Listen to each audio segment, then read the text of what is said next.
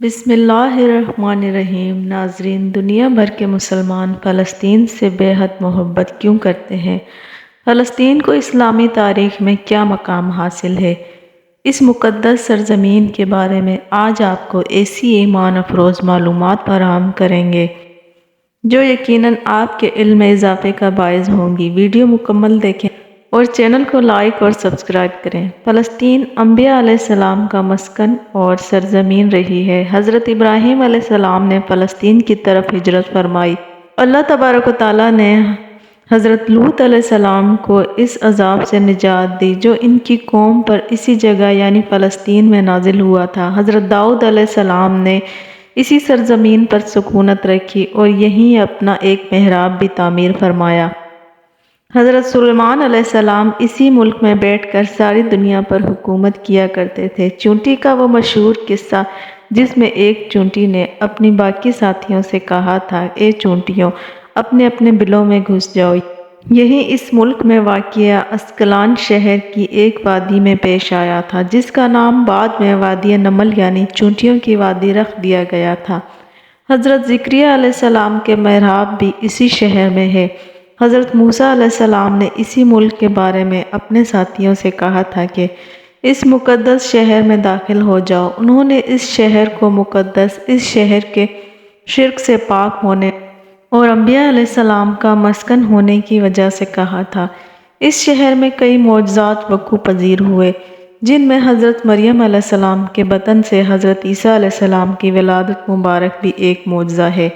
حضرت عیسیٰ علیہ السلام کو جب ان کی قوم نے قتل کرنا چاہا تب اللہ تعالیٰ نے انہیں اسی شہر سے آسمان پر اٹھا لیا تھا۔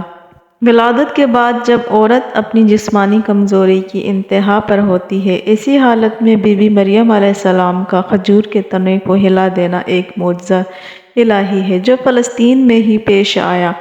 قیامت کی علامت میں سے ایک حضرت عیسیٰ علیہ السلام کا زمین پر واپس تشریف لانا اسی شہر کے مقام سفید مینار کے پاس ہوگا۔ اسی شہر کے مقام باب لط پر حضرت عیسیٰ علیہ السلام مسیح دجال کو قتل کریں گے۔ بعض روایت کے مطابق فلسطین ہی ارض محشر ہے۔ اسی شہر سے یاجوج و ماجوج کا زمین پر قتال اور فساد شروع ہوگا۔ اسی شہر میں وقوع پذیر ہونے والے قصوں میں ایک قصہ طالوت اور جالوت کا بھی ہے۔ فلسطین کو نماز کی فرضیت کے بعد مسلمانوں کا قبلہ اول ہونے کا اعزاز بھی حاصل ہے۔ ہجرت کے بعد حضرت جبریل علیہ السلام دوران نماز حکم ربی سے آقا کریم صلی اللہ علیہ وسلم اسلام کو مسجد اقصی فلسطین سے بیت المقدس مکہ مکرمہ کی طرف رخ کروا گئے تھے۔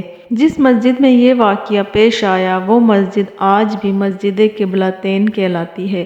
حضور اکرم صلی اللہ علیہ وسلم معراج کی رات آسمان پر جانے سے پہلے مکہ مکرمہ سے یہاں بیت المقدس تشریف لائے تھے۔ سرکار دو عالم صلی اللہ علیہ وسلم کے ابتداء میں انبیاء علیہ السلام نے یہاں نماز ادا فرمائی۔ اس طرح فلسطین ایک بار پھر انبیاء علیہ السلام کا مسکن بن گیا۔ سیدنا ابو ذر رضی اللہ تعالیٰ عنہ فرماتے ہیں کہ میں نے رسول اللہ صلی اللہ علیہ وسلم سے عرض کیا کہ زمین پر سب سے پہلی مسجد کون سی بنائی گئی؟ تو آپ صلی اللہ علیہ وسلم نے فرمایا کہ مسجد الحرام یعنی خانہ کعبہ۔ میں نے عرض کیا کہ پھر کون سی مسجد بنائی گئی؟ تو آپ صلی اللہ علیہ وسلم نے فرمایا مسجد الاقصی یعنی بیت المقدس۔ میں نے پھر عرض کیا کہ ان دونوں کے درمیان کتنا فاصلہ تھا؟ آپ صلی اللہ علیہ وسلم نے فرمایا کہ 40 برس کا، اور تو جہاں بھی نماز کا وقت پا لے وہیں نماز ادا کر لے، پس وہ مسجد ہی ہے۔ وصال رسول اللہ صلی اللہ علیہ وسلم کے بعد حضرت ابو بکر رضی اللہ تعالیٰ عنہ کو اقتدار کے فتنہ اور دیگر کئی مشاکل سے نمٹنے کے لیے عسکری اور افرادی قوت کی اشد ضرورت کے باوجود بھی ارض شام میں یعنی فلسطین کی طرف آپ کا تیار کردہ لشکر بھیجنا بھی ایک ناقابل فراموش حقیقت ہے۔ اسلام کے سنہری دور یعنی دور فاروقی میں دنیا بھر کی فتوحات کو چھوڑ کر محض فلسطین کی فتح کے لیے خود حضرت عمر رضی اللہ تعالیٰ عنہ کا چل کر آنا اور یہاں پر نماز ادا کرنا اس شہر کی عظمت کو اجاگر کرتا ہے۔ دوسری بار معراج کی رات بروز جمعہ 27 رجب 583 ہجری کو سلطان صلاح الدین ایوبی کے ہاتھوں اس شہر کا دوبارہ فتح ہونا بھی ایک نشانی ہے۔ بیت المقدس کا نام قدوس قرآن مجید سے پہلے ہوا کرتا تھا۔ قرآن پاک نازل ہوا تو اس کا نام مسجد اقصی رکھا گیا۔ قدس اس شہر کی اس تقدیس کی وجہ سے ہے جو اس کے دوسرے شہروں سے ممتاز کرتی ہے۔ اس شہر کے اصول اور اسے رومیوں کے جبر و استقرار سے بچانے کے لیے 5000 سے زیادہ صحابہ کرام نے جام شہادت نوش فرمایا، اور شہادت کا باب آج تک بند نہیں ہوا، سلسلہ ابھی تک چل رہا ہے۔ یہ شہر اس طرح شہیدوں کا شہر بھی کہلاتا ہے۔ مسجد اقصی اور بلاد شام کی اہمیت بالکل حرمین شریف جیسی ہے۔ جب قرآن پاک کی یہ آیات والتین والزیتون وطور سینین وہذا البلد الامین نازل ہوئی تو ابن عباس کہتے ہیں کہ ہم نے بلاد شام کو تین یعنی انجیر سے، بلاد فلسطین کو زیتون اور طور سینین کو مصر کے پہاڑ کوہ طور جس پر جا کر حضرت موسیٰ علیہ السلام اللہ پاک سے کلام کیا کرتے تھے اسی سے استقلال کیا۔ قرآن پاک کی تعلیمات کے مطابق امت محمدیہ صلی اللہ علیہ وسلم بھی حقیقت میں اس مقدس سرزمین فلسطین کے وارث ہیں۔